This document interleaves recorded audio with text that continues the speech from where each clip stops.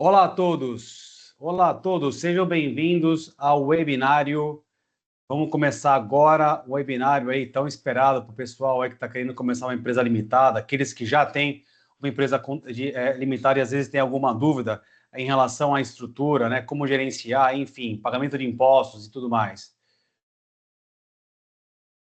Começamos só um pouquinho dando uma introdução sobre quem eu sou fundador da empresa Vértice Service, que é uma empresa de contabilidade e consultoria contábil na área tributária desde 2007. Então, próximo ano a gente vai estar fazendo nosso aniversário de comemoração de 20 anos da empresa.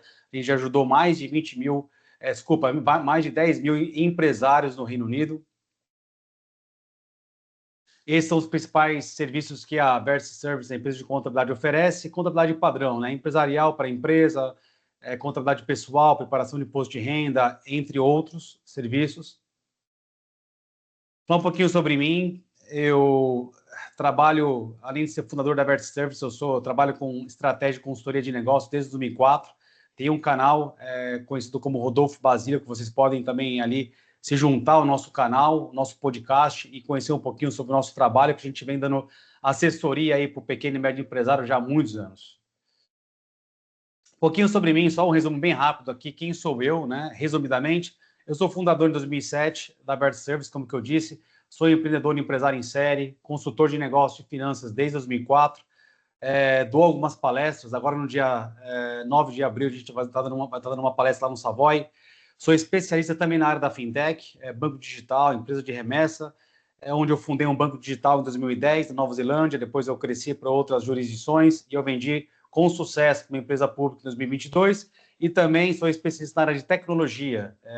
Eu também sou cofundador da empresa Remitec em 2018 e eu vendi ela com sucesso novamente em 2022. Só um pouquinho, resumidamente, do que eu faço, além de gerenciar a empresa de contabilidade.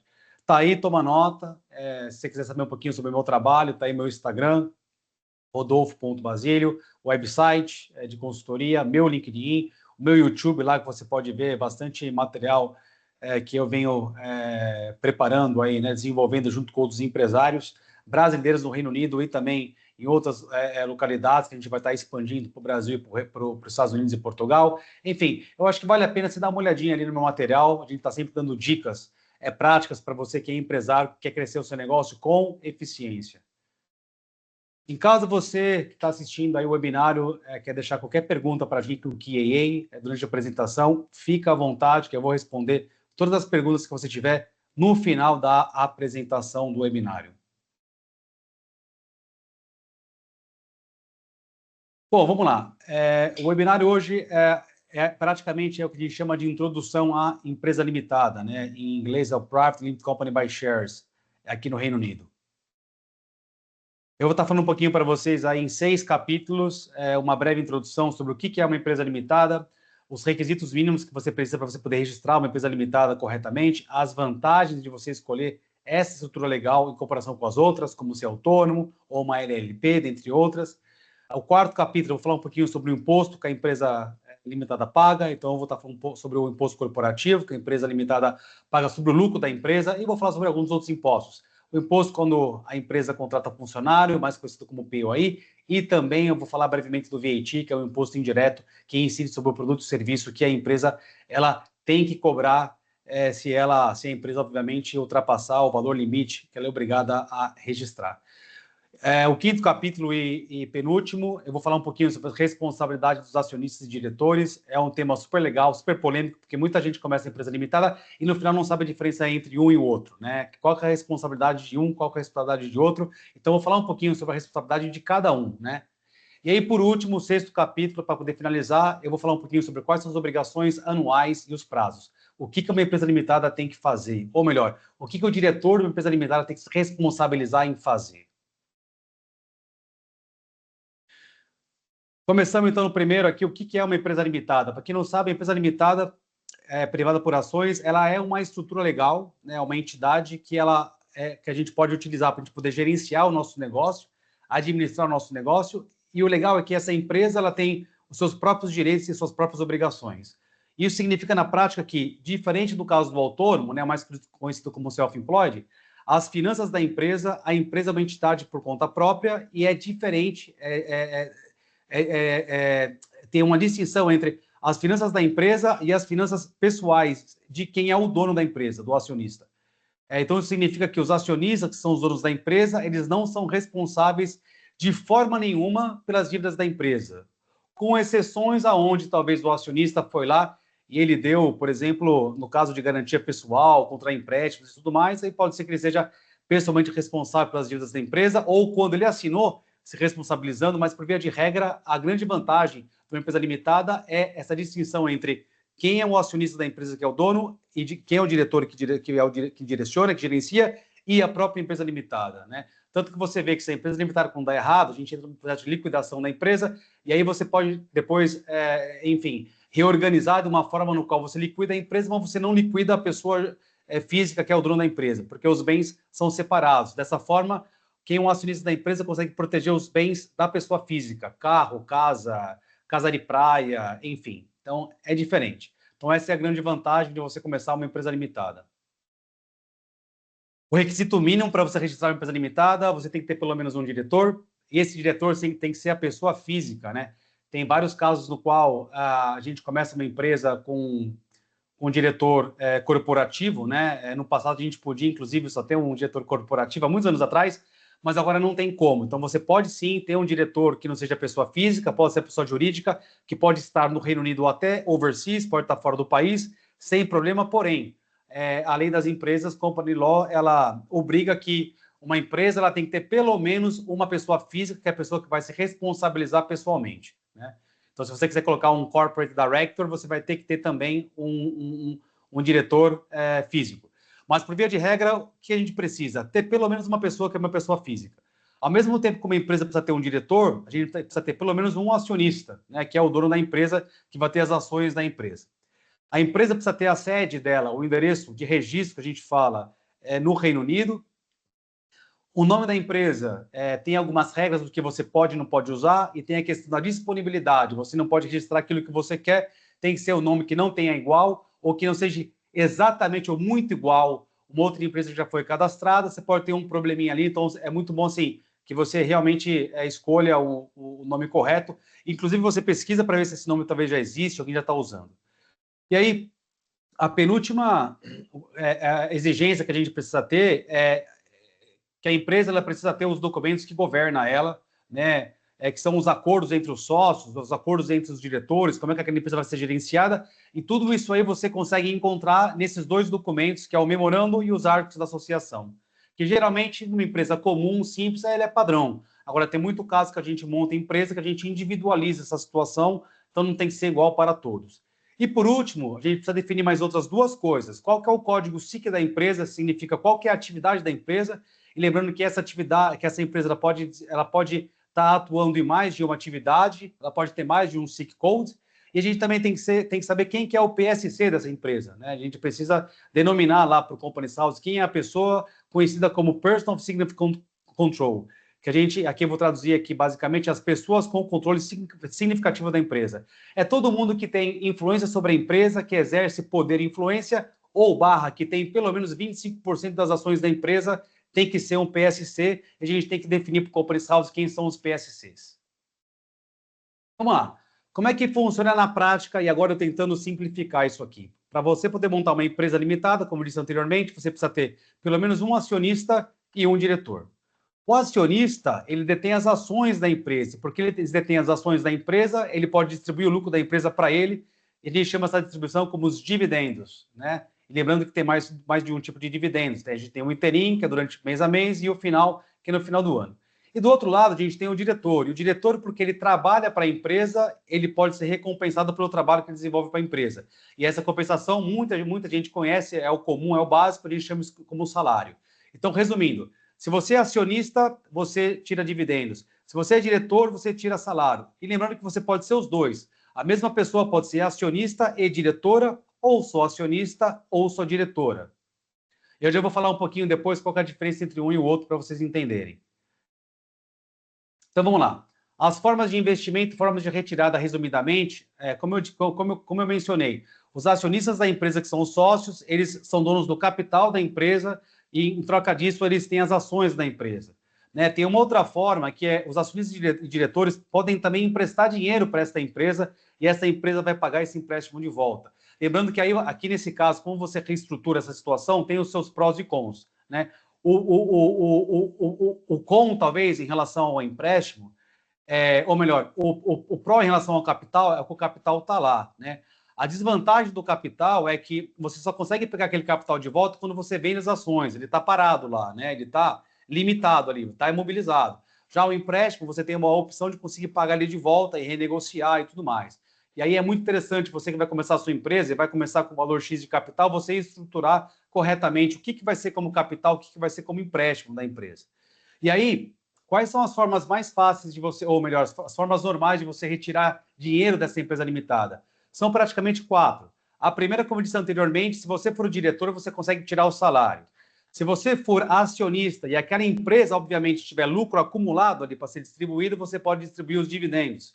Se você é diretor barra ou acionista, você pode dar um empréstimo para a empresa e a empresa te pagar de volta, na forma que você concordou com a empresa. E por último, que a gente chama de share capital, é a venda das ações. Você foi lá, fez aquele investimento, colocou aquele capital lá na empresa, você tem as suas ações e na hora que você dá o seu exit strategy de sucesso, você vai conseguir vender aquelas ações e receber o seu dinheiro de volta com lucro, ganho de capital. Então são essas 4 formas: salário, dividendos, empréstimo e a venda das ações.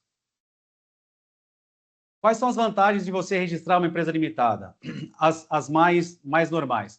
A primeira, como eu já disse anteriormente, no slide anterior, é a responsabilidade limitada de quem é acionista e é dono da empresa. Então, isso significa que, como eu já disse anteriormente, o dono da empresa que é acionista não se responsabiliza pessoalmente pelos débitos da empresa. Em nenhuma forma, só com exceção se ele não for o garantor, se ele não der a garantia pessoal.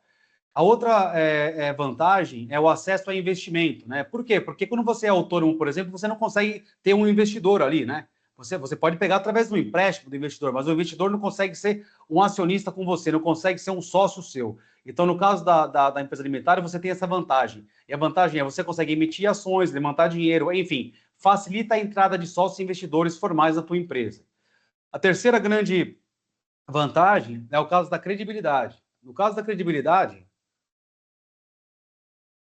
a gente sabe que no mercado tem muito empresário que tem empresa limitada, por exemplo, que ele só quer fazer negócio com outra pessoa que tem empresa limitada. Porque às vezes ele acha que o self-employed, o autônomo é muito pequeno, é uma questão das responsabilidades. Ele sabe que quando o autônomo não entregar, o autônomo que é responsável pela dívida da empresa. No caso da empresa limitada, o caso é diferente, porque tem um diretor, às vezes tem mais de um diretor da empresa, mais de um acionista. Significa que às vezes tem um negócio ali acontecendo, né? Tem um acordo entre o cliente, né, e a empresa. E se caso a pessoa falecer, né, Deus me livre, pode acontecer, né? Então a gente leva tudo isso em consideração. Vai ter uma continuidade do meu trabalho, vai ter uma continuidade do fornecimento do fornecedor, e no caso, como autônomo, por exemplo, não vai ter. No caso da empresa limitada, sim, vai ter. E aí, tem um outro lance muito interessante que na empresa limitada, né, ao contrário do autônomo, que é obrigado a retirar todo o lucro da empresa para ele e pagar nos impostos, no caso da empresa limitada, você tem a vantagem que você consegue planejar corretamente a forma de você se remunerar, especialmente se você for diretor barra acionista. Então você consegue fazer uma combinação muito clara do salário mais os dividendos, quando for apropriado, e aí você pode, de uma certa forma, junto com a sua empresa de contabilidade, você consegue formalizar qual que é a forma mais eficiente de você tirar o dinheiro da empresa, evitando diminuir a carga tributária, né? E aí, por último, acho que uma das vantagens que eu coloquei que eu acho interessante é a continuidade do negócio. Como eu disse anteriormente, o autônomo é ele que é a pessoa, que é a própria empresa, então não tem uma distinção legal entre ele e a empresa. Então significa que, como é que você vai continuar? Como é que você vai ter continuidade como autônomo? É muito complicado. Já numa empresa limitada, como existe diretor e sócio, a empresa ela é uma entidade por conta própria, você tem a vantagem da continuidade daquele trabalho no futuro. E aí, lembrando aqui, vocês que estão aí conectados, se vocês deixarem qualquer pergunta para a gente lá no Q&A durante essa apresentação, por favor, me deixe lá as perguntas que eu vou responder todas elas no final. Bom, estava bom até ali, né? Agora a gente vai falar um pouco sobre os impostos, começa a ficar um pouquinho pior para alguns, né? Quais são os impostos que uma empresa limitada tem que pagar, né? Vamos lá. Eu gosto de separar isso em duas situações. O que é nível de imposto a nível corporativo e a nível individual. No caso da empresa em si, a empresa precisa pagar o imposto corporativo, né? A abreviatura disso é CT, Corporation Tax, que paga sobre o lucro da empresa, né? Além do imposto corporativo, né, a gente tem outros dois impostos que podem incidir sobre a empresa. O primeiro é o VAT, né, é o Value Added Tax, que ele equivale ao IVA em Portugal, ou talvez até o ICMS no Brasil, né? É meio parecido. E a empresa é obrigada a registrar se o faturamento nos últimos 12 meses ou a expectativa dos próximos 12 meses ultrapassar o limite do threshold, que nesse ano fiscal aqui é 90 mil. E lembrando em consideração que a gente está falando aqui do ano fiscal 26, 27, hein, gente? Tá para acontecer. Vocês estão aqui aprendendo informação fresh, não do que aconteceu, mas do que vai acontecer. E isso é importante para você que é empresário, está tomando nota aí, porque sempre está mudando as alíquotas. E por último, ao nível da empresa, é o pagamento do POI, National Insurance, se a empresa tiver empregado. Se tiver uma relação entre empregador, empresa e empregado, aí você vai contratar esses funcionários, eles vão ser remunerados, e aí vai ter a questão dos impostos que a gente tem que, nesse caso, estar registrando a empresa para o POI, Pay As You Earn, e rodar o POI, que é o PAYE, desculpa, Pay As You Earn, corretamente. Então, essa é a empresa, Corporation Tax, VAT e POI. Agora, e no caso, né, da pessoa física? No caso da pessoa física, como eu disse anteriormente, se você tiver salário, se você, o seu salário vai ser taxado, normalmente como qualquer outro funcionário através do PAYE. Já, se você for acionista da empresa, é os dividendos, né, que vão ser taxados. Então, a empresa tem a responsabilidade de entregar a contabilidade e pagar o imposto dela, o Corporation Tax. Já ao nível do sócio, do acionista ou do diretor, eles têm que declarar, né, essa remuneração através do Self-Assessment Tax Return e pagar os impostos da distribuição. E eu vou falar aqui logo, que eu vou dar um exemplo para vocês entenderem um pouco mais. Então, vamos entender um pouquinho como é que funciona o imposto corporativo, né? E aí, lembrando que uma das grandes vantagens de você montar uma empresa limitada é que durante os 21 primeiros meses da empresa, você não precisa praticamente nem pagar os impostos, nem entregar a contabilidade, nem entregar o retorno para poder pagar o imposto corporativo. Por quê? Porque eu vou explicar para vocês aqui essa situação. Desde que vocês constituem e registram a empresa, né, a empresa vai operar nos próximos 12 meses, que vai dar um ano, como você pode olhar aí na tela, e depois desses 12 meses, a empresa ainda tem, né, legalmente mais 9 meses, totalizando 21 meses, para fazer o quê? Para entregar a contabilidade, o retorno anual, e o retorno do imposto corporativo para poder pagar o imposto. Então, é 9 meses depois que tem, 9 meses depois de um ano. Novamente, são 21 meses depois que você registrou a sua empresa limitada. E aí, explicando um pouquinho a mais, né, como é que vai funcionar essa matemática, no tal do PNL, do resultado do exercício, do Profit and Loss da empresa, vai funcionar assim. Né? Depois que deu esses 12 meses da empresa, a gente vai olhar qual que é a receita total, quais são as vendas que a empresa teve nesses 12 meses, quais são os custos e despesas que essa empresa teve nesses 12 meses. Isso aí vai dar o lucro total, antes de pagar o imposto corporativo. E aí a gente vai reduzir o imposto corporativo, e depois da redução do imposto corporativo, né, a gente conhece o lucro após os impostos. E esse lucro depois dos impostos que você pode ou deixar como lucro retido na empresa ou distribuir para os sócios, os acionistas como dividendos, né?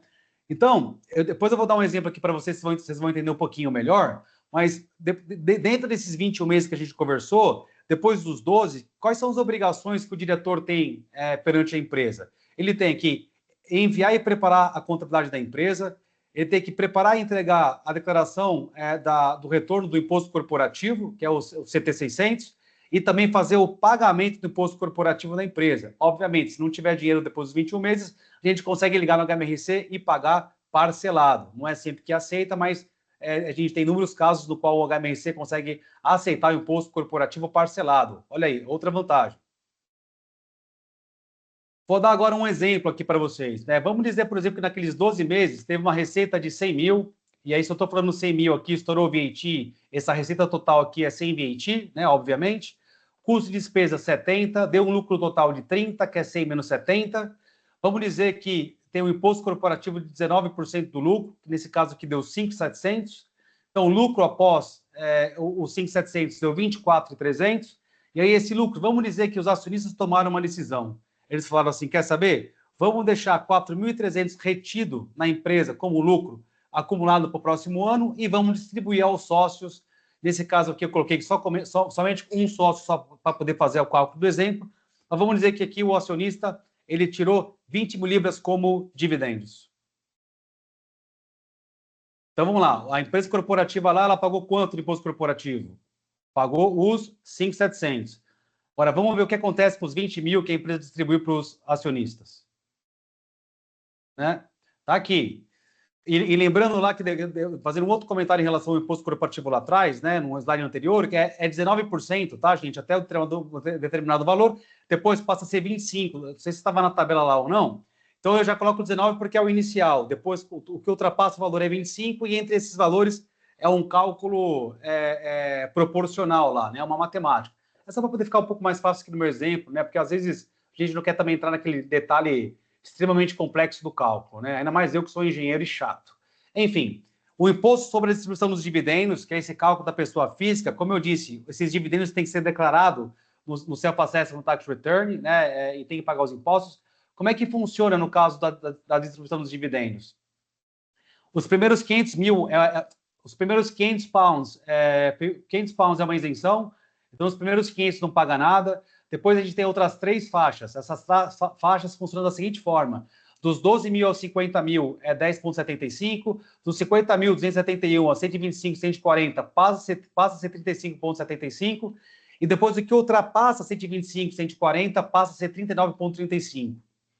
Então, no nosso exemplo aqui, a gente teve um total de dividendos de retirada de 20 mil. Então, aqueles 20 mil, a gente tira a isenção de 500, dá 19.500. Dos 19.500, teria que pagar uma alíquota de imposto de 10,75. E aí, depois desses 10,75, esse imposto daria um total de, enfim, 2.096,25. Então, nesse caso aqui, quanto que seria o total, né, entre o imposto corporativo e a pessoa física? Seria os 5.700 do imposto corporativo, mais os 2.000 na pessoa física. Lembrando que, novamente, um é jurídico e outro é físico. Lembrando aqui, gente, se vocês tiverem qualquer tipo de pergunta, deixar escrever para mim no QA durante a apresentação, que eu vou ficar muito feliz em responder.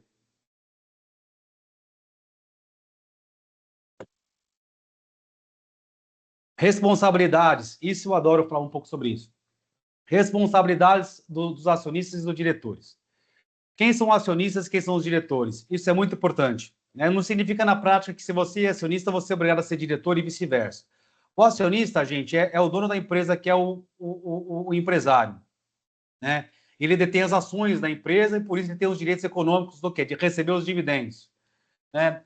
Por via de regra, os acionistas eles aprovam decisões chaves, que é mudanças do estatuto da empresa, memorandum, e aí é onde entra um elemento super interessante aqui. A maior responsabilidade dos acionistas de uma empresa, e muita gente não sabe, é escolher quem é que vai ser o diretor, quem é que vai ser nomeado, quem é que vai ser removido como diretor. Então, os acionistas, por via de regra, eles fazem um encontro entre eles, conhecido como shareholder meeting, e eles vão votar quem é que vai ser apontado como diretor na empresa ou não. Né? Geralmente, numa empresa pequena, como o acionista é uma empresa, uma pessoa só, duas, às vezes a gente que já se conhece e tal, isso não acontece, o pessoal acaba esquecendo disso. E o pior é que acaba gerando um monte de problema futuro em consequência disso. Porque às vezes você coloca a pessoa como diretor e não sabe qual é a responsabilidade dela, e vice-versa. Então, repetindo aqui essa afirmação, que ela é essencial para você que vai começar a empreender como uma empresa limitada, você que é acionista, os acionistas, eles têm que tomar a decisão de quem é que eles vão apontar e tirar como diretor. Isso é elemento essencial. E aí, a responsabilidade do acionista da empresa, como eu já disse anteriormente, ela é limitada do capital investido, então é aquela ideia que eu já falei anteriormente, da responsabilidade limitada dos acionistas do capital, para poder proteger os bens dele.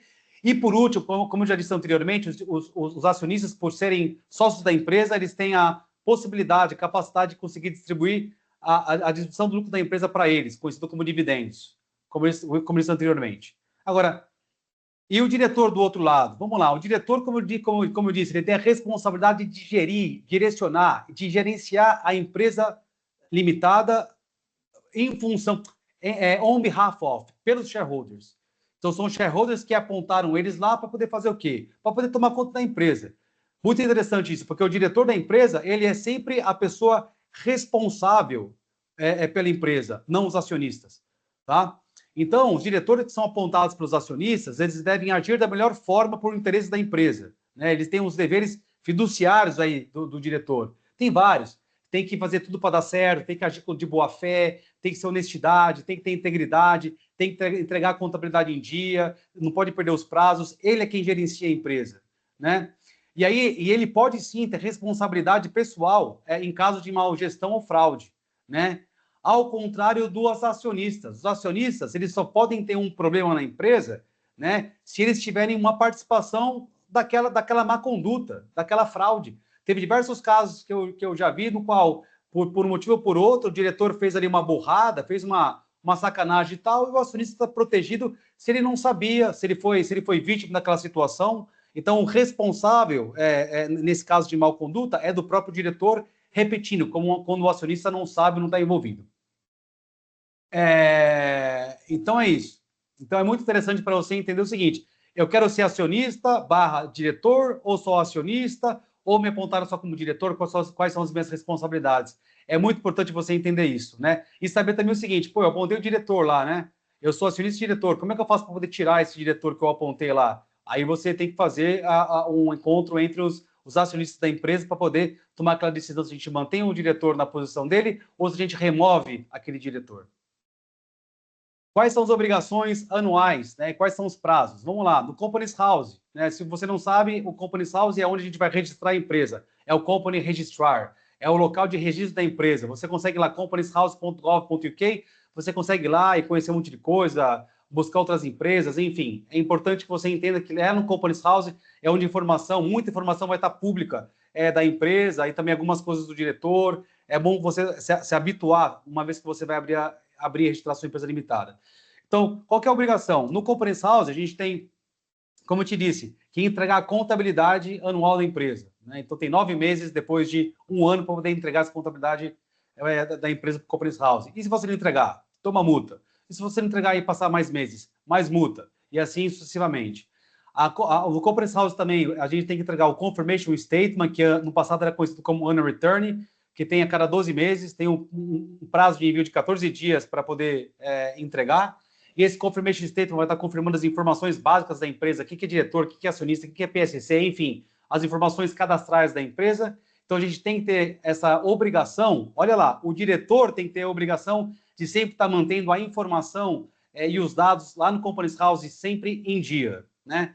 Já no outro lado, quais são as obrigações perante ao governo em relação aos impostos dessa empresa limitada? São 4, praticamente. Primeiro, como eu disse anteriormente, tem que entregar o Corporation Tax, que é o CT-600, também 9 meses depois de um ano. Depois tem que pagar aquele imposto corporativo também, né? 9 meses depois de um ano, quando entregar. Depois, se a empresa estiver cadastrada no VAT, tem que entregar os relatórios, os returns do VAT dentro do prazo e pagar em dia. E por último, se essa empresa ela for empregadora, ela tiver empregado, ela precisa rodar o que a gente conhece como POI, né, em Real Time Information, e está enviando essa formação e esse dado para o HMRC informar aí para a empresa o quanto que a empresa deve por parte do empregador e o quanto que ele tem que descontar de National Insurance e imposto de renda por parte do empregado.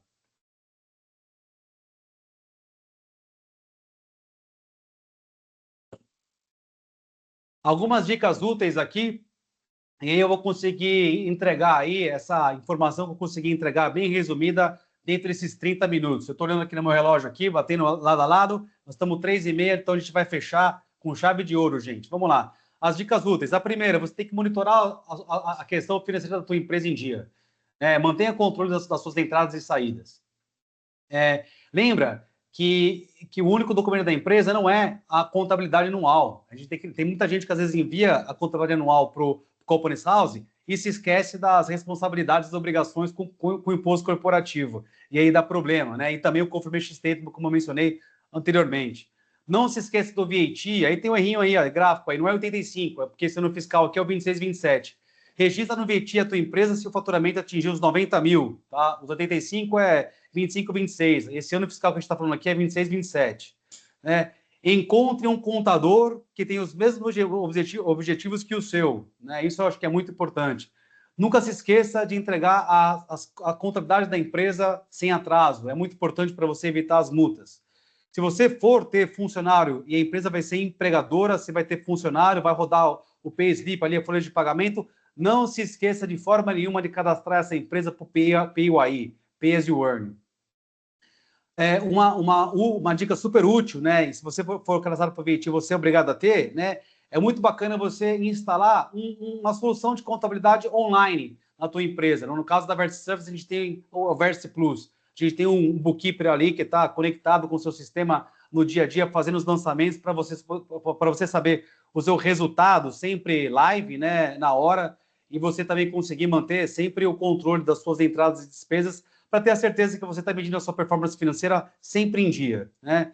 E por último, acho que a mais importante de todas, já mencionei anteriormente, não tente dar um desperto como diretor e achar que você é malandro, que você vai fugir da sua responsabilidade, que não vai acontecer nada, não vai dar nada, porque você pode sim ser processado civilmente e criminalmente. Então é muito importante você, uma vez que você vai ser diretor dessa empresa, você manter a postura e agir com boa fé e ser uma pessoa responsável. E aí vai de novo aquela coisa que eu falei anteriormente. É muito importante que você encontre um contador que faça um trabalho profissional com ética e entregue dentro do prazo.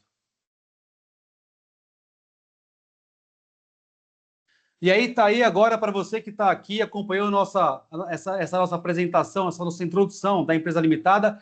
Eu estou dando, eu pessoalmente, uma consulta gratuita para você, sem custo nenhum, de 10 minutos para você tirar. Pode passar de 10, né, gente? A gente fala 10 minutos ali para a gente poder ter uma base, né? É uma consulta inicial, né? Para você que está interessado em saber um pouquinho mais, você quer ser empresário, e então você escaneia aí, dá scanning, né? Escaneia esse barcode aí, que eu vou estar feliz em estar fazendo uma consulta com você e te explicar, ou eu vou estar respondendo qualquer dúvida que você tenha que eu não cobri nesse webinário introdutório sobre empresa limitada. Um pouquinho mais sobre a empresa, aí está o WhatsApp da empresa, bate uma foto aí agora, aproveita, vai de tomar nota na caneta, bate uma foto aí agora, a gente tem o nosso WhatsApp da empresa, o telefone da empresa, pouca gente usa, mas alguns ainda usam, gosta daquele método tradicional, pega o telefone e liga para a gente no 020 7328 8338, o WhatsApp é direto.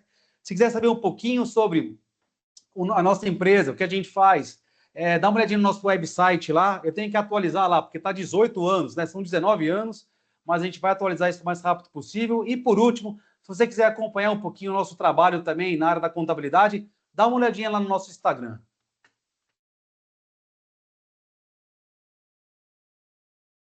Perguntas?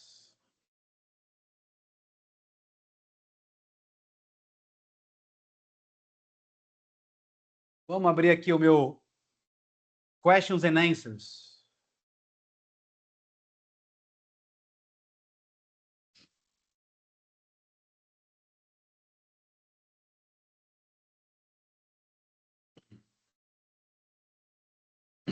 Tá, vamos lá. Como é que faz se eu já sou self-employed? Veja bem, se você já é self-employed e você tem um faturamento maior do que 50 mil, você tem, sei lá, 4, 5 dias para não virar o ano, porque se virar o ano e você for self-employed e no ano anterior o total que entrou foi declarado no seu faturamento da empresa for maior do que 50 mil, você vai ser cadastrada automaticamente no Making Tax Digital e você vai ter que enviar o seu imposto de renda 4 vezes quarterly mais um final, e você só vai conseguir sair do MTD depois de 3 anos, praticamente, que você não vai estar mais dentro desse limite. Então, se você é autônomo e ultrapassa 50 pau, essa é a hora de você cancelar seu registro como autônomo e registrar uma empresa limitada.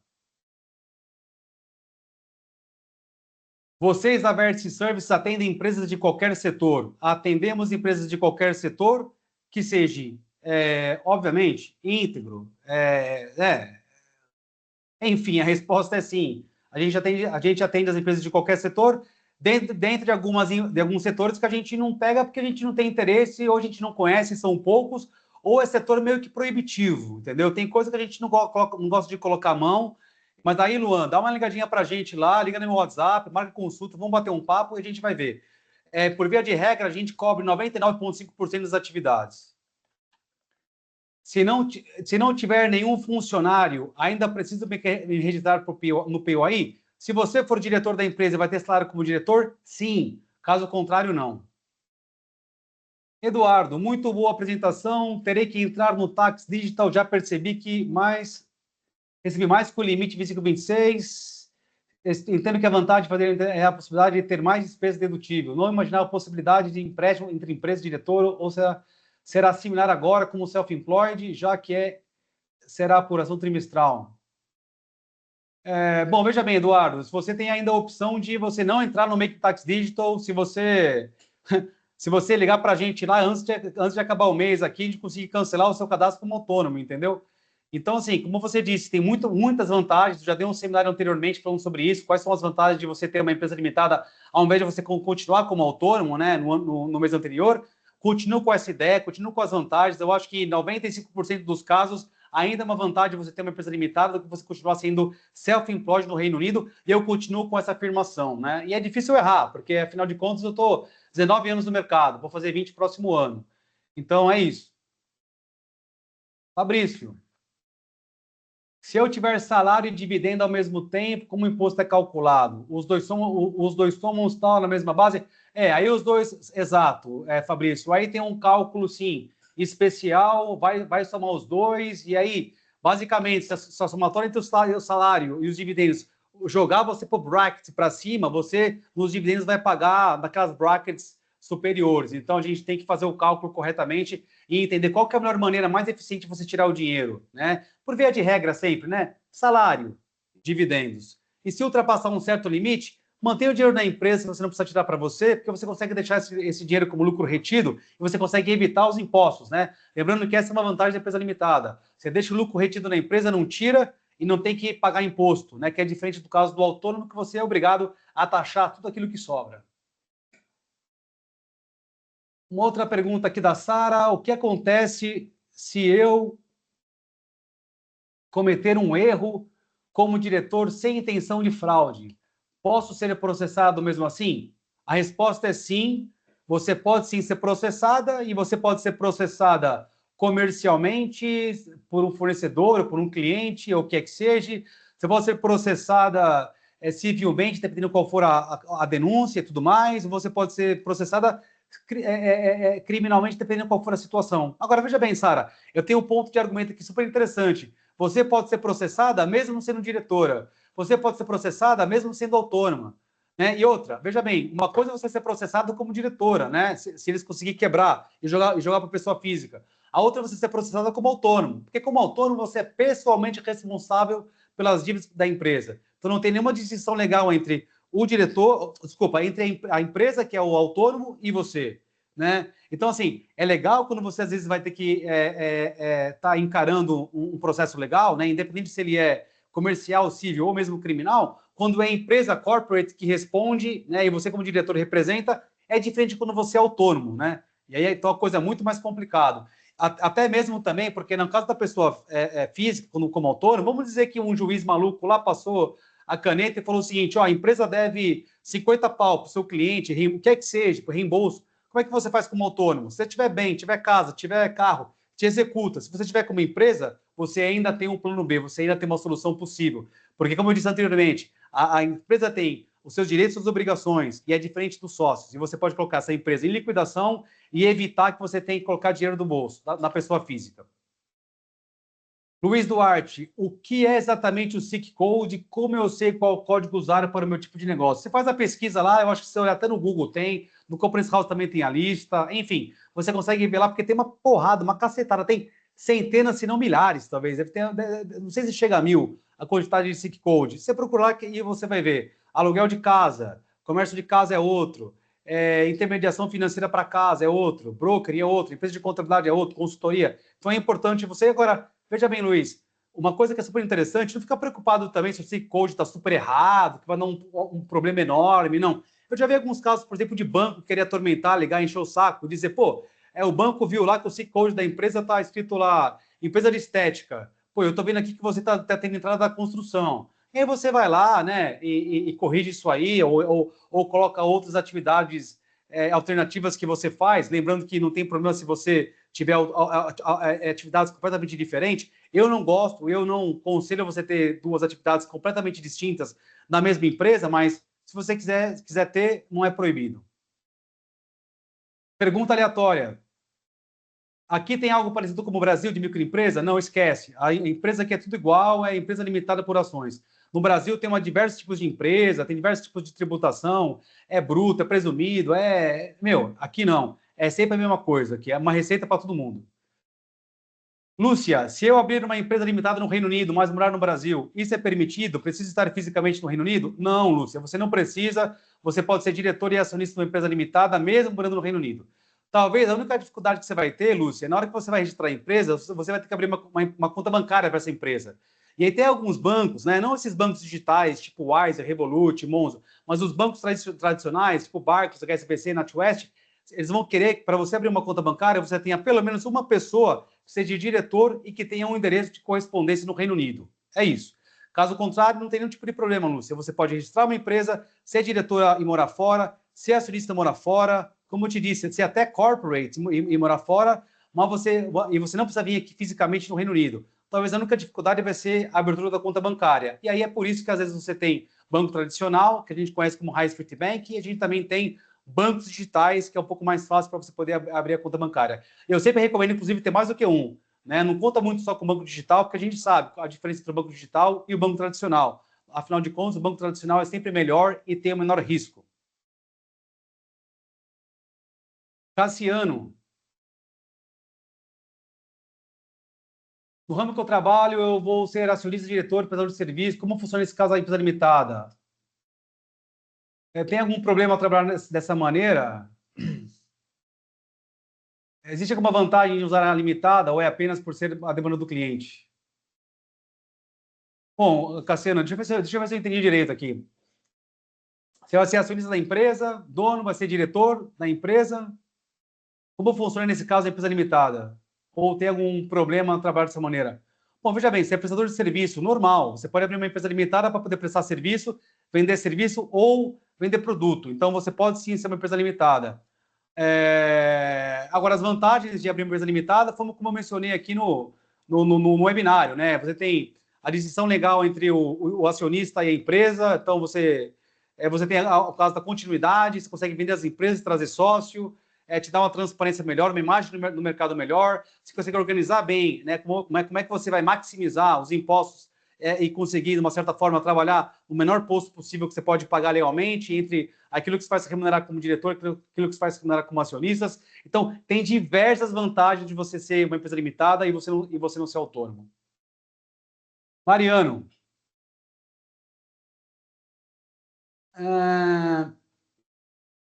eu estabeleço uma empresa limitada, 2 pessoas no total, Mariano. Podem ser os 2 acionistas e diretores? Pode. Você pode ser os 2 acionistas, os 2 diretores, 2 acionistas, 1 diretor,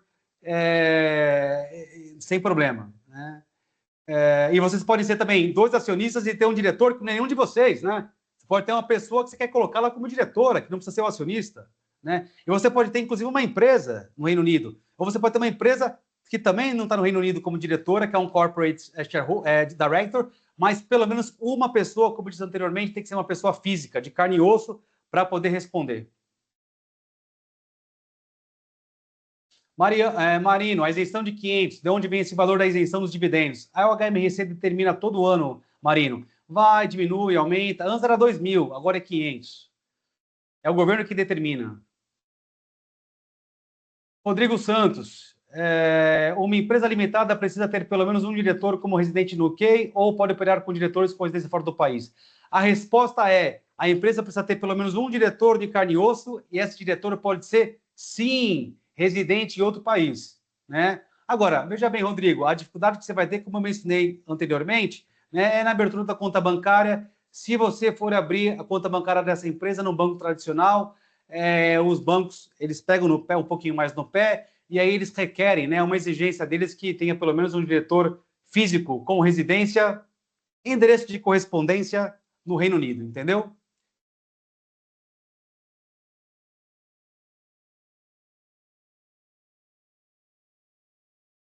É isso aí, gente. Eu acho que eu respondi a maior parte das perguntas. E é isso aí, gente. Deu aí esses 30 minutinhos dessa introdução sobre a empresa limitada. Mais uma vez, né, eu vou mostrar o QR Code aqui para você que está se juntando aqui, que não conseguiu acompanhar nosso webinar, introdução da empresa limitada. Não tem problema também. A gente vai no one-on-one, a gente vai fazer essa consulta individual, não tem problema. Escaneie esse código aí, entre em contato lá, marca um horário para poder conversar comigo, que eu vou ficar feliz em estar respondendo qualquer pergunta que vocês tenham, tá bom? Gente, eu espero aqui que eu tenha ajudado vocês aí com esses 20 anos de bagagem aqui no Reino Unido, ajudando o empresário, não só o brasileiro, né? A gente tem cliente de tudo que é nacionalidade, temos italiano, temos hispânico, enfim, latino-americano, mas a gente sabe que a gente é market leader aí no Brasil, na área brasileira, ou que fala português nos últimos 20 anos, eu vou ficar super, super, hiper contente de ajudá-lo. Fico por aqui, gente. Um grande abraço, Rodolfo Basílio.